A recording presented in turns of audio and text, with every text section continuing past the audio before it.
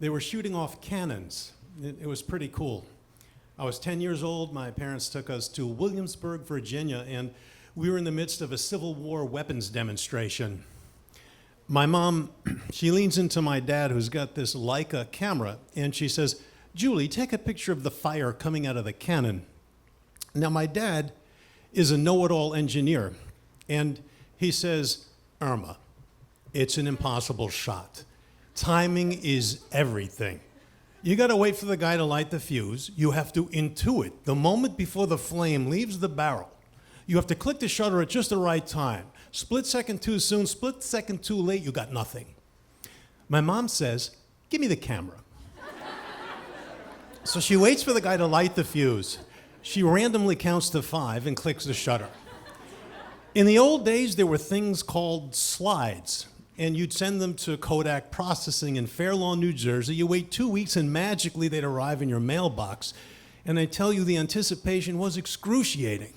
Finally, there they were, encased in a little rectangular box in a bright yellow sleeve. Well, Dad loads the projector, and the slideshow begins.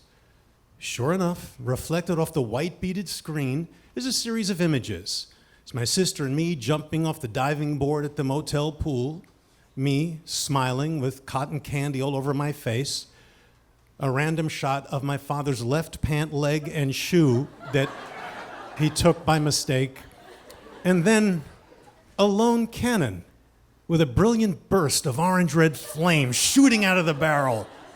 Well, Dad throws his head back and laughs. "Irma," he said, "I guess you took it at just the right time." She gives him a little punch in the shoulder. And I'm thinking, way to go, Mom, you nailed it. Amidst his scorn, you were calm. And it made me think, how would I react under pressure?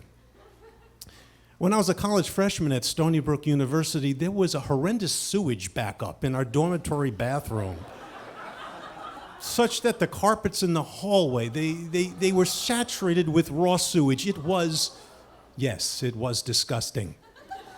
This prompted the campus newspaper to send out a hard-hitting investigative reporter to check out this maintenance disaster. This guy comes sprinting onto the hall, skids to a halt right up in my face, whips out a pad and a pen, and I'm thinking, this is an overzealous guy. And he looks me in the eye and he says, "How has this tragedy affected students in the dorm?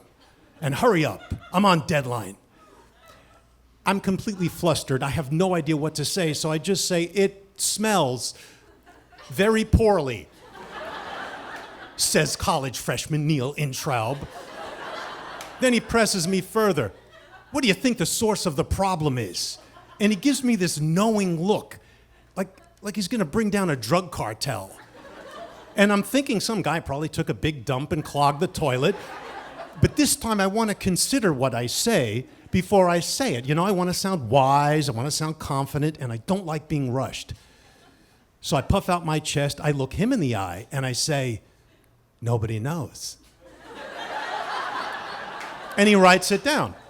A couple of days later, the article comes out, but they had inadvertently transposed 2 letters, so it looked like I said, "Nobdoy knows." As if there's some omnipotent, all-knowing deity called Nobdoy. And it becomes a running joke in the hall. If anyone had a question about organic chemistry or quantum mechanics or even what we're going to have for dinner, somebody in the back would scream out, "Nobdoy knows." Well, it is years later, and I am on tour with my partner in Toledo, Ohio. We do this physical theater thing, and we just finished a bunch of shows, and we were exhausted. You know, we go to the bar, we're having a few beers to loosen up, and in the corner we see this archaic electronic sports trivia game called Toledo Knows Sports. And Paul he goes, "Come on, man, you know sports, you should play." I'm like, "I don't know sports, I just know baseball, I don't know football." The point is, I am really cautious, and I hate to place myself in a situation where I might lose, even if it's a stupid game. But I figure, what the hell? I throw in a few quarters, and happily, it's about baseball, and I am on fire. Who invented the batting donut? Elston Howard. Who pitched back-to-back no-hitters? Johnny Vandermeer. And I'm saying it like that, like Johnny Vandermeer, right? What's another term for a line drive? A frozen rope. Who's the last batter to hit 400? Ted Williams. What was his nickname? The Splendid Splinter. Paul is slack-jawed. I am having an out-of-body experience. I look down, I see myself, I got this crazy look in my eye, you know, and it's like I'm in a zone, and I never win anything. This now becomes the single most important thing in my life.